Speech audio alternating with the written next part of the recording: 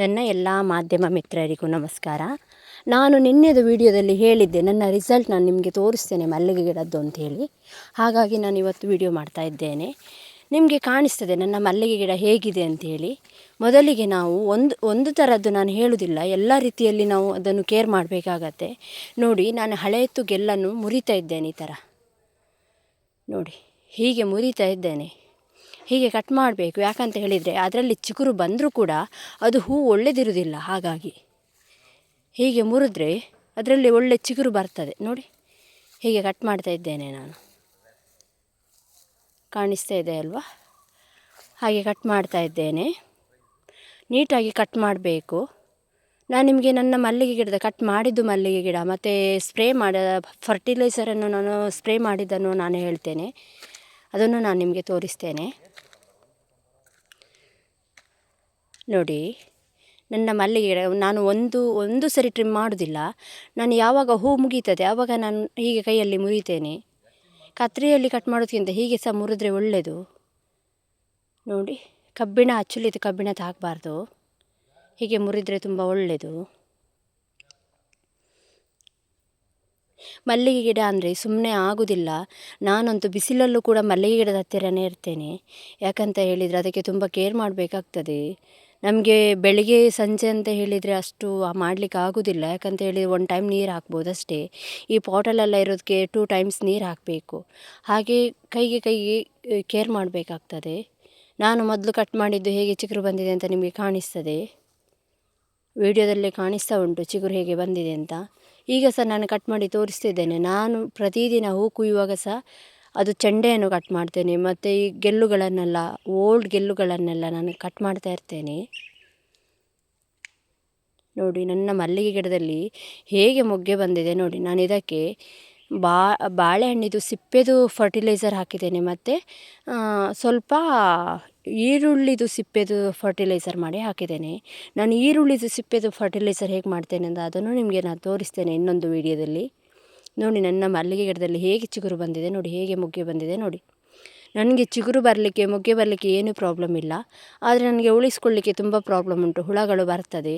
ಈ ಫರ್ಟಿಲೈಸರ್ ಹಾಕಿದಾಗಂತೂ ಹುಡ್ಕೊಂಡು ಬರ್ತದೆ ಹುಳಗಳು. ನಾನು ಒಮ್ಮೆ ಮದ್ದು ಹಾಕಿದರೆ 2 ಡೇಸಲ್ಲಿ ನನಗೆ ಹುಳ ಬೀಳ್ತದೆ ಪುನಃ. ಆದರೆ ನನಗೆ ಮದ್ದು ಹಾಕ್ಲಿಕ್ಕೆ ಆಗೋದಿಲ್ಲ. ಯಾಕಂತ ಹೇಳಿದರೆ ಗಿಡಕ್ಕೆ ಪೆಟ್ಟಾಗ್ತದೆ. ಗಿಡಗಳು ಕೂಡ ಸುಟ್ಟು ಹೋಗ್ಬೋದು. ಹಾಗಾಗಿ ನೋಡಿ, ನನ್ನ ಮಲ್ಲಿಗೆ ಗಿಡದಲ್ಲಿ ಹೇಗೆ ಮೊಗ್ಗೆ ಬಂದಿದೆ ನೋಡಿ. ಇದಕ್ಕೆ ನಾನು ಒಂದು ಹಿಂಡಿದು ಫರ್ಟಿಲೈಸರನ್ನು ಬುಡಕ್ಕೆ ಹಾಕಿದ್ದೇನೆ. ಇನ್ನೊಂದು ನಾನು ಎಲೆಗಳಿಗೆ ಸ್ಪ್ರೇ ಮಾಡಿದ್ದೇನೆ, ಬನಾನಾ ಸಿಪ್ಪೆದು. ಯಾಕಂತ ಹೇಳಿದರೆ ನಾವು ನೀರು ಕುಡಿದ್ರೆ ಮಾತ್ರ ಸಾಕಾಗೋದಿಲ್ಲ, ಅನ್ನ ಊಟ ಮಾಡಿದರೆ ಸಾಕಾಗೋದಿಲ್ಲ. ನಮಗೆ ಬೇರೆ ಬೇರೆ ಬೇಕಾಗ್ತದೆ. ನಮಗೆ ಟೀ ಕಾಫಿ ಕೂಡ ಬೇಕಾಗ್ತದೆ, ಹಾಲು ಕೂಡ ಬೇಕಾಗ್ತದೆ, ನೀರು ಕೂಡ ಬೇಕಾಗ್ತದೆ, ರೈಸ್ ಕೂಡ ಬೇಕಾಗ್ತದೆ. ಅದರ ಜೊತೆಗೆ ಖಾರ ಉಪ್ಪು ಹುಳಿ ಎಲ್ಲ ಬೇಕಾಗ್ತದೆ.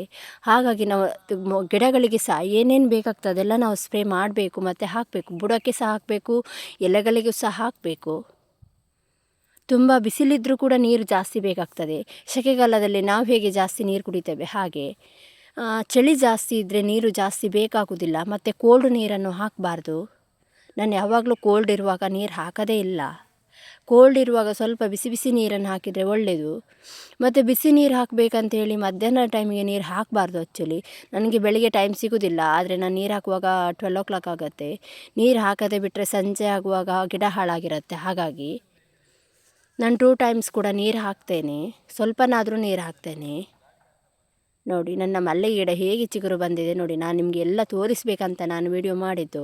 ನಾನು ನಿಮಗೆ ಹೇಳಿದ್ದೆ ನಿನ್ನೆದು ವಿಡಿಯೋದಲ್ಲಿ ನನ್ನ ಫರ್ಟಿಲೈಸರ್ ಹಾಕಿ ನನ್ನ ಗಿಡ ಹೇಗೆ ಬಂದಿದೆ ನಾನು ನಿಮಗೆ ತೋರಿಸ್ತೇನೆ ಅಂತ ಹೇಳಿದ್ದೆ. ಹಾಗಾಗಿ ನಾನು ಈ ವಿಡಿಯೋ ಮಾಡ್ತಾ ಇದ್ದೇನೆ. ನೋಡಿ, ನನಗೆ ಚಿಗುರು ಬರಲಿಕ್ಕೆ ಯಾವುದೇ ರೀತಿ ಪ್ರಾಬ್ಲಮ್ ಇಲ್ಲ, ಒಳ್ಳೆ ಚಿಗುರು ಬರ್ತದೆ. ಆದರೆ ನನಗೆ ಉಳಿಸ್ಕೊಳ್ಳಿಕ್ಕೆ ಮಾತ್ರ ತುಂಬ ಕಷ್ಟ. ಇಷ್ಟು ಮೊಗ್ಗೆಯಲ್ಲಿ ಅರ್ಧ ಮೊಗ್ಗೆ ನನ್ನ ಕೈಗೆ ಸಿಗ್ತದೆ, ಅರ್ಧ ಮೊಗ್ಗೆ ಹುಳಗಳು ತಿಂತದೆ. ನೋಡಿ, ಎಷ್ಟು ಚಂದ ಚಿಗುರು ಬಂದಿದೆ.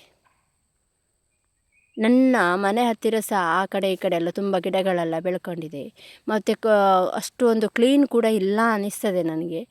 ಅದಕ್ಕೋಸ್ಕರ ಸಹ ನುಸಿ ಕಾಟ ಜಾಸ್ತಿ ಇರ್ಬೋದು, ಹುಳಗಳ ಕಾಟ ಜಾಸ್ತಿ ಇರ್ಬೋದು. ಆದರೆ ತುಂಬ ಬೆಟ್ಟದ ಮೇಲೆ ಬಿಸಿಲಿರುವಂಥ ಜಾಗದಲ್ಲಿ, ಒಳ್ಳೆ ಜಾಗದಲ್ಲಿ ನೆಟ್ಟವರಿಗೆ ಒಳ್ಳೆ ಅಷ್ಟು ಹುಳಗಳು ಬೀಳುವುದಿಲ್ಲ ಅಂತ ತಿಳ್ಕೊಳ್ತೇನೆ ನಾನು. ನಮ್ಮ ಮನೆಯಲ್ಲಿ ನೀರು ಕೂಡ ಇಡ್ತೇವೆ, ಎಲ್ಲದನ್ನು ಒಟ್ಟೊಟ್ಟಿಗೆ ಇಡ್ತೇವೆ. ಯಾಕಂದರೆ ನನಗೆ ಜಾಗ ತುಂಬ ಕಡಿಮೆ ಇದೆ, ಹಾಗಾಗಿ ಹುಳಗಳು ಸಹ ಜಾಸ್ತಿ ಬರ್ಬೋದು.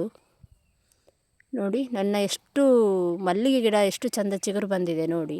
ಇದಕ್ಕೆ ನಾನು ನಿಮಗೆ 3 ಕಾರಣ ಹೇಳಿದೆ. ಅದು 3 ಕಾರಣ ನಾನು ಖಂಡಿತ ಯಾವಾಗಲೂ ಮಾಡ್ತಾ ಇರ್ತೇನೆ. ಹಾಗಾಗಿ ಎಲ್ಲ ಗಿಡಗಳು ಹೀಗೆ ಚಿಗುರು ಬಂದಿದೆ. ಪಾಟಲ್ಲಿರೋದು ಕೂಡ ಹೀಗೆ ಚಿಗುರು ಬಂದಿದೆ. ನಾನು ಮುರಿಯದಿರುವ ಗಿಡವನ್ನು ಕೂಡ ನಿಮಗೆ ತೋರಿಸ್ತೇನೆ ಹೇಗೆ ಬಂದಿದೆ ಅಂತೇಳಿ. ಅದರಲ್ಲಿ ಅಷ್ಟು ಚಿಗುರು ಬರಲಿಲ್ಲ.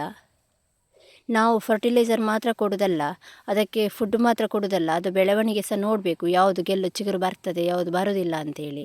ನೋಡಿ ಈ ಗೆಲ್ಲಲ್ಲಿ ಹೇಗೆ ಮೊಗ್ಗೆ ಬಂದಿದೆ ಅಂತ, ಅಷ್ಟು ಚೆಂದ ಮೊಗ್ಗೆ ಬಂದಿದೆ. ಹಾಗೆ ಸುಮ್ಮನೆ ಬರಲಿಕ್ಕೆ ಚಾನ್ಸೇ ಇಲ್ಲ. ನಾವೇನಾದ್ರು ಹಾಕಿದರೆ ಮಾತ್ರ ಅಷ್ಟು ಚೆಂದ ಬರ್ತದೆ. ನಾವು ಮಕ್ಕಳನ್ನು ಹೇಗೆ ಬೆಳೆಸ್ತೇವೆ ನೋಡಿ. ಮಕ್ಕಳನ್ನು ಸುಮ್ಮನೆ ಬಿಸಿಲಲ್ಲಿ ಆಟ ಆಡಲಿಕ್ಕೆ ಮಣ್ಣಲ್ಲೆಲ್ಲ ಬಿಟ್ಟರೆ ಚೆಂದವೇ ಇರ್ತಾರಾ? ಇಲ್ಲ, ಮನೆಯಲ್ಲಿ ಸ್ನಾನ ಮಾಡಿಸಿ ಕ್ರೀಮು ಎಲ್ಲ ಹಾಕಿದರೆ ಚೆಂದ ಹೇಗೆ ಬರ್ತಾರೆ. ಮಲ್ಲಿಗೆ ಗಿಡಕ್ಕೆ ಸಹ ಹಾಗೆಯೇ ಮಗು ಥರ ನೋಡ್ಕೊಳ್ಬೇಕು ನಾವು. ನಾನಂತೂ ನನ್ನ ವೇಸ್ಟ್ ಟೈಮ್ ಅಂತ ಇಲ್ಲೇ ಇಲ್ಲ. ನನ್ನ ಎಲ್ಲ ಕೆಲಸ ಮುಗಿದ ತಕ್ಷಣ ನಾನು ಮಲ್ಲಿಗೆ ಗಿಡದ ಹತ್ರನೇ ಓಡಾಡ್ತಾ ಇರ್ತೇನೆ. ನೋಡಿ ಈ ಗಿಡವನ್ನು ನಾನು ಮುರಿಲಿಲ್ಲ, ಕಟ್ ಮಾಡಲಿಲ್ಲ. ಇದನ್ನು ನಾನು ಕಟ್ ಮಾಡಿದ್ದೇನೆ ನೋಡಿ. ಡಿಫ್ರೆನ್ಸ್ ನೋಡಿದ್ರಲ್ಲ, ಇದು ಕಟ್ ಮಾಡಿದ್ದು ಹೇಗೆ ಚಿಗುರು ಬಂದಿದೆ ನೋಡಿ, ಒಳ್ಳೆ ಚಿಗುರು ಬಂದಿದೆ. ಕಟ್ ಮಾಡದಿದ್ದರೆ ಕೂಡ ಚಿಗುರು ಬರ್ತದೆ, ಆದರೆ ಒಳ್ಳೆ ಚಿಗುರು ಬರೋದಿಲ್ಲ. ಕಟ್ ಮಾಡಿದ್ದು ನೋಡಿ ಎಷ್ಟು ದಷ್ಟಪುಷ್ಟವಾಗಿ ಬಂದಿದೆ, ಒಳ್ಳೆ, ಅದನ್ನು ನೋಡುವಾಗ ಅಷ್ಟು ಖುಷಿ ಆಗ್ತದೆ, ಅಷ್ಟು ಚೆಂದ ಚಿಗುರು ಬಂದಿದೆ. ಇದು ನೋಡಿ ಹೇಗೆ ಚಿಗುರು ಬಂದಿದೆ ಅಂತ.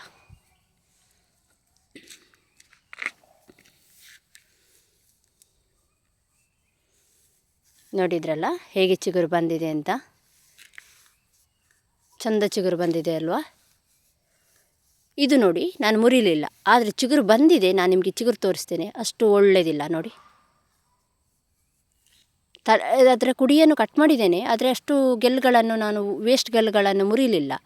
ಹಾಗಾಗಿ ಇದು ನೋಡಿ ಹೇಗಿದೆ ಅಂತ, ಇದು ನಾನು ಫುಲ್ಲು ಮುರಿತಿದ್ದೇನೆ. ಹಾಗಾಗಿ ನೋಡಿದ್ರಲ್ಲ ಸ್ನೇಹಿತರೆ, ನಿಮಗೆ ನನ್ನ ವಿಡಿಯೋ ಇಷ್ಟ ಆದರೆ ಲೈಕ್ ಮಾಡಿ, ಶೇರ್ ಮಾಡಿ, ಕಮೆಂಟ್ ಮಾಡಿ, ಸಬ್ಸ್ಕ್ರೈಬ್ ಮಾಡಿ ಅಂತ ಕೇಳ್ಕೊಳ್ತೇನೆ. ಸದಾ ನಿಮ್ಮ ಆಶೀರ್ವಾದ ನನಗಿರಲಿ ಅಂತ ಕೇಳ್ಕೊಳ್ತೇನೆ. ಬಾಯ್.